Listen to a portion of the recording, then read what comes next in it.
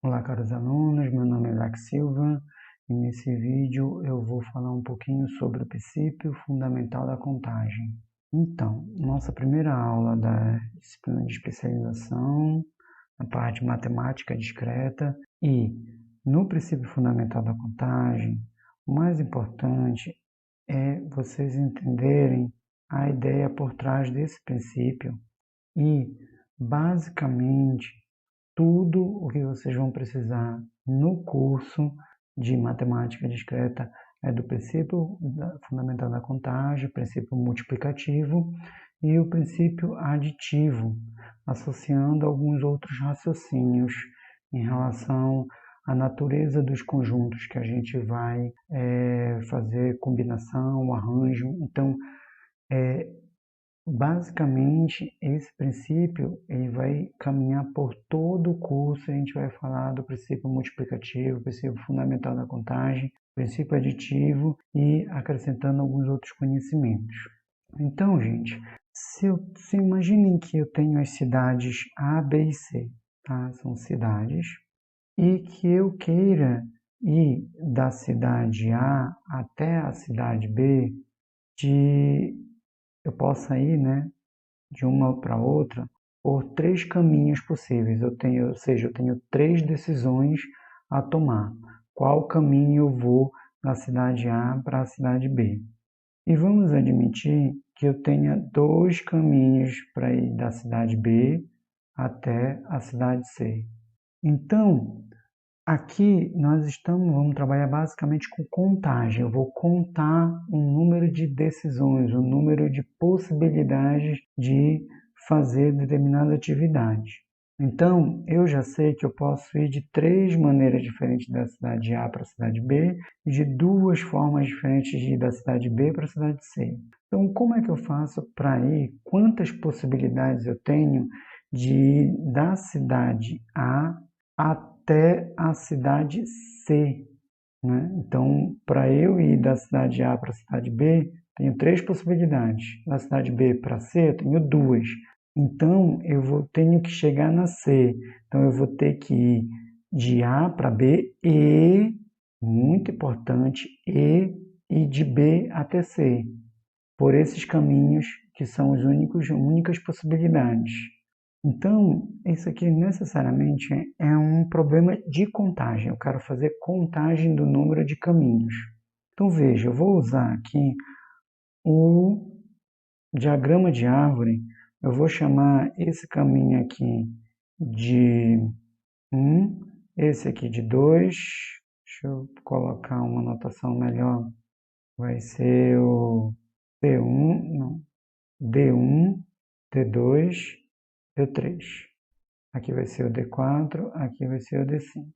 Então, o que acontece? Para eu sair de A até B, eu tenho três caminhos possíveis. Eu tenho D1, eu tenho D2 e eu tenho D3. Então, esse diagrama é o diagrama de árvore. Eu vou fazer porque ele é muito útil para a gente enxergar todas as possibilidades. Então, eu posso ir pelo caminho D1. Quando eu chegar na cidade B, eu tenho duas possibilidades, o caminho D4 e o caminho D5. Da mesma forma, indo pelo D2, eu também posso ir depois pelo D4, pelo D5, e do D3 eu posso ir para o D4 e eu posso ir para o D5. Dessa forma, gente, aqui eu tenho quantas possibilidades? Eu posso contar aqui, ó, eu tenho uma possibilidade, 2, 3, 4, 5, 6. 6 possibilidades. E aí eu posso também pensar que eu estou formando pares ordenados nesse caso aqui. Esse par ordenado seria o par ordenado D1, D4. Esse aqui é o par ordenado D1, D5. Essa também é uma interpretação que aparece muito em alguns livros. Eu quero montar pares ordenados. No caso aqui seriam de caminhos. D3, D4 e D3, D5. Então, são 6 caminhos. E o princípio fundamental da contagem diz exatamente isso. Se eu tenho duas decisões para tomar e eu posso fazer tomar essa primeira decisão de 3 maneiras possíveis, essa segunda decisão de 2 maneiras possíveis, então, elas são decisões independentes, tá? Isso é muito importante. Essa segunda decisão independe dessa primeira. Então, quando isso acontece, se eu posso tomar o total, né, de decisões, o total de caminhos vai ser pegar o 3 e multiplicar pelo 2. Então, eu teria 6 caminhos possíveis de ir da cidade A até a cidade C. Então, é muito importante, gente. Se eu tenho 2 decisões para tomar, a primeira eu tenho N maneiras de fazer, e a segunda eu tenho N maneiras, eu tenho que tomar as 2 decisões, eu tenho que tomar a primeira decisão e a segunda, e elas são independentes, então eu multiplico o número de decisões que eu tenho para tomar a primeira, né, o número de formas que eu tenho de tomar a segunda decisão. Então, eu vou, para melhor explicar, acho que o que vale mais são exemplos. Então, o primeiro exemplo, eu vou lançar uma moeda, tá? Vou lançar uma moeda 3 vezes. Vou lançar essa moeda 3 vezes. E eu quero contar qual é o número de sequências possíveis de cara e coroa.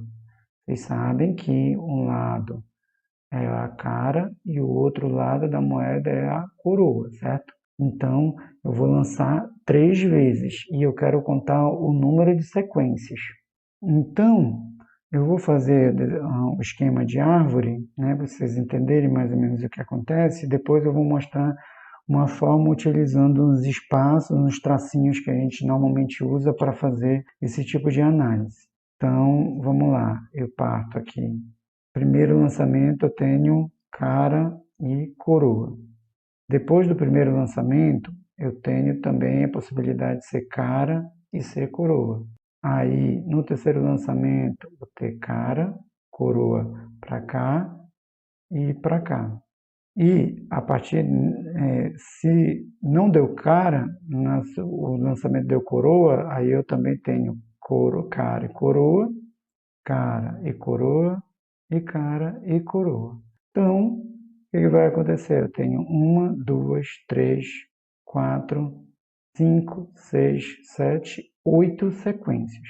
Agora você pode me perguntar assim, professor, eu sempre vou ter que fazer esse diagrama de árvore quando tiver um número muito grande de lançamentos ou um número grande de possibilidades de cada evento que eu estiver trabalhando.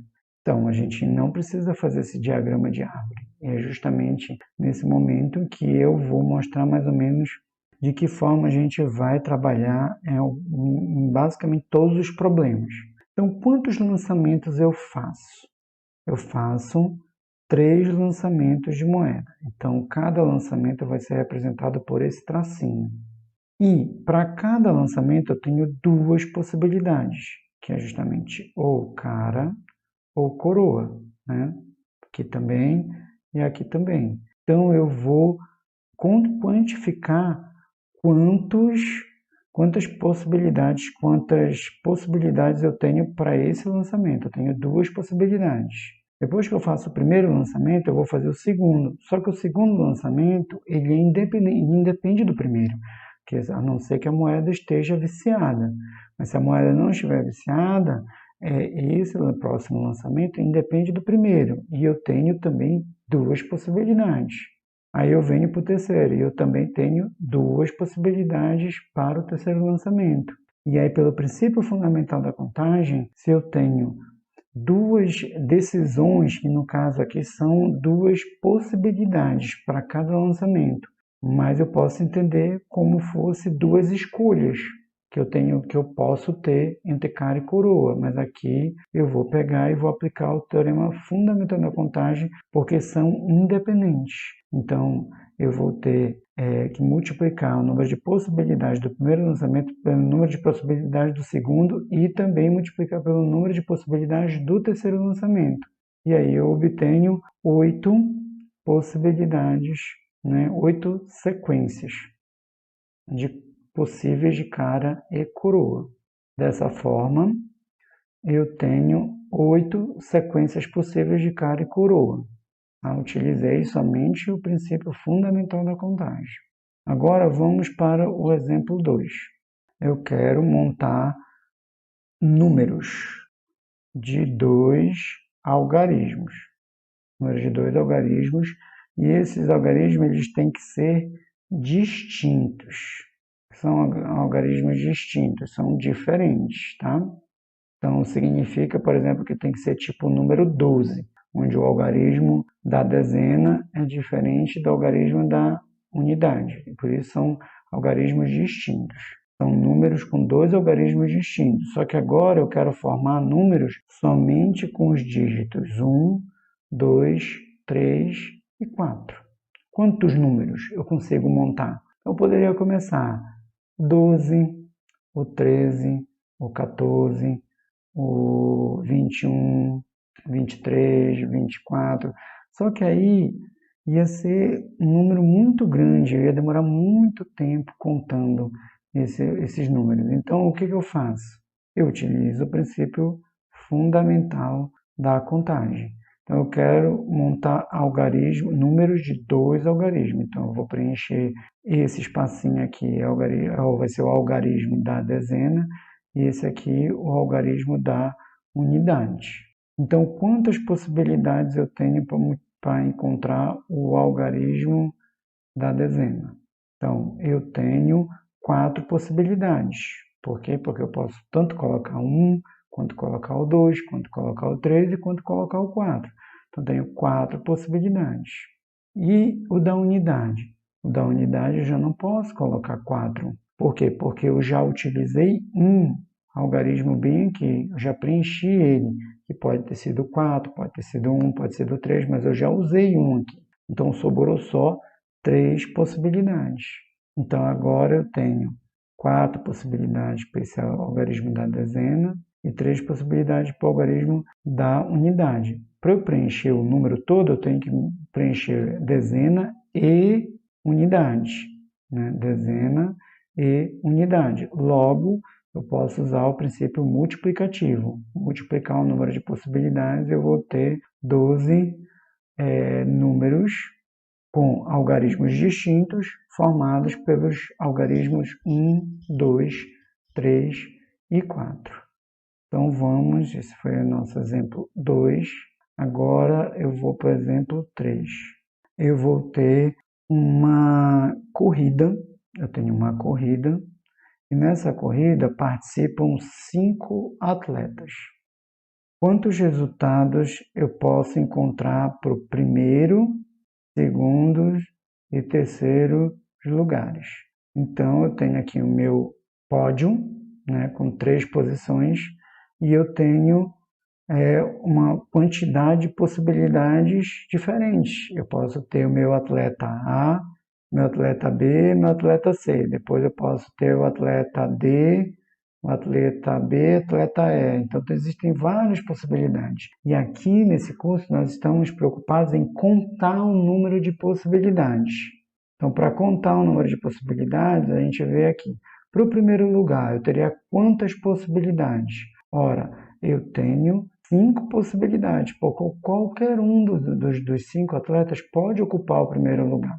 E aí eu tenho 5 possibilidades para o primeiro. Só que daí, a partir do momento que eu preenchi o primeiro lugar, eu não tenho mais 5 possibilidades para segundo lugar. Eu já vou ter somente 4 possibilidades, porque eu já preenchi esse primeiro lugar com um atleta, que eu não sei quem é, mas já preenchi um lá. Então, só sobram 4 possibilidades.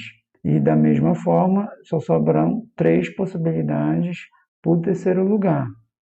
E lembrando, aqui o atleta só pode ser segundo, ou primeiro ou terceiro. Ele não pode ser primeiro, segundo, terceiro. Não pode ser primeiro e segundo ao mesmo tempo, tá? Então, da mesma forma, agora eu posso multiplicar essas possibilidades, porque eu quero formar um pódio completo. Então, eu tenho que escolher o primeiro lugar e o segundo lugar e o terceiro lugar. E aí eu tenho 5 vezes 20, 5 vezes 4, 20, e 20 vezes 3, 60 possibilidades de preencher esse pódio. Bom, agora utilizando essa ideia do princípio fundamental da contagem, a gente pode discutir a ideia da permutação simples, né? Permutação simples é justamente porque simples não vai ter possibilidade de repetição, tá, gente? É só por isso. Mas a permutação simples, gente, ela é o seguinte: eu tenho elementos A1, A2, A3, A4. E aí eu quero permutar esse conjunto aqui. Vamos supor que eu tenho esse conjunto aqui. E eu quero permutar a ordem desse conjunto. Então eu quero formar conjunto de elementos assim, A1, A2, A3, A4. E aí eu quero saber todas as ordens que eu posso fazer em relação a esses 4 elementos. Então eu poderia ter A4, A3, A2 e A1. Eu posso ter A1, A3, A4 e A2. Então, o que eu estou fazendo é só permutar as posições, trocar os elementos de lugar. Então, eu tenho a quantidade é fixa. Então, eu tenho permutações de 4 elementos. E eu vou apenas trocar a posição desses 4 elementos. Isso é permutação. E de que forma essa permutação aparece assim no dia a dia? Por exemplo, eu quero formar uma fila indiana de 6 pessoas, fila indiana com 6 pessoas, e eu quero saber o número de filas que eu posso fazer com 6 pessoas. Então é aquela mesma coisa que se eu tenho 6 pessoas nomeadas, né, A1, A2, A3, A4, A5, A6. O que eu posso fazer? Eu posso começar a trocar a ordem. Então, fazer A1, A2, A3, A4, A6, A5. Né? Então, vai dar um número grande de permutações. E aí eu posso utilizar o princípio fundamental da contagem. Eu coloco os meus tracinhos na quantidade das posições da fila e aí basta eu ir fazendo o mesmo raciocínio. Quantas possibilidades tem para a primeira posição? Então, eu tenho todo mundo, né? São 6 possibilidades. E aí depois eu coloco uma pessoa X aqui e aí depois diminui o número de possibilidades. Passa a ter só 5 possibilidades. E aí já preenchi 2 casas. Então, 2 posições. Então, passa a ter 4, depois 3, depois 2, depois 1. E aí eu preenchi todas as posições da fila. Então, na prática, utilizando o princípio multiplicativo, né, nosso princípio fundamental da contagem, então eu vou ter que ter 6 vezes 5 vezes 4 vezes 3 vezes 2 vezes 1. E isso aqui, gente, essa multiplicação de um número até o 1, né, decrescendo de 1 em 1, eu posso usar a notação de fatorial. Esse aqui essa exclamação aqui a gente chama de fatorial, 6 fatorial nesse caso. Pode ser 7 fatorial, 8 fatorial, que é justamente isso. 6 fatorial é só essa exclamação está representando que eu estou substituindo essa exclamação pela multiplicação do 6, pelo 5, depois multiplicação pelo 4, pelo 3, pelo 2, pelo 1, né, até o 1, diminuindo de 1 em 1. Então, isso que representa. E aqui eu vou ter 6 vezes 5, 30. 30 vezes 4, 120. 120 vezes 3, 360. Vai dar 720. Então, 6 fatorial é igual a 720. E eu tenho 720 filas. Imaginem vocês a gente ter que fazer todas as filas, né, utilizando essa estratégia aqui, e escrever 720 vezes. Então, para não ter que fazer isso, a gente utiliza os métodos de contagem que a gente vai aprender nesse curso. Tá? Então, é muito importante vocês lembrarem que quando eu tenho, por exemplo, 5 fatorial, isso aqui é a mesma coisa que 5 vezes 4 vezes 3 vezes 2 vezes 1, que no caso vai ser o 120, tá? Então, gente, esse é o mais importante. Tem só mais uma observação para terminar a aula, que em todos esses exemplos vocês vejam que a ordem dos agrupamentos, ela importa. Quando eu mudo a ordem de qualquer elemento na posição, eu gero uma nova fila e essa ordem das posições ela vai gerar uma fila diferente. Então eu digo que a ordem importa, tanto aqui na fila quanto no pódio dos atletas, quanto nos algarismos, porque o 12 vai ser diferente do 21, por exemplo. Tá? Então, é muito importante que vocês tenham essa ideia. Eu só estou usando esse princípio fundamental e não estou fazendo nenhuma conta extra justamente por causa que a ordem dos agrupamentos ela importa, ou seja, ela gera agrupamentos diferentes. Senão, a gente teria que usar outras contas adicionais, tá bom? Então, muito obrigado pela atenção e nos vemos no próximo vídeo. Até a próxima!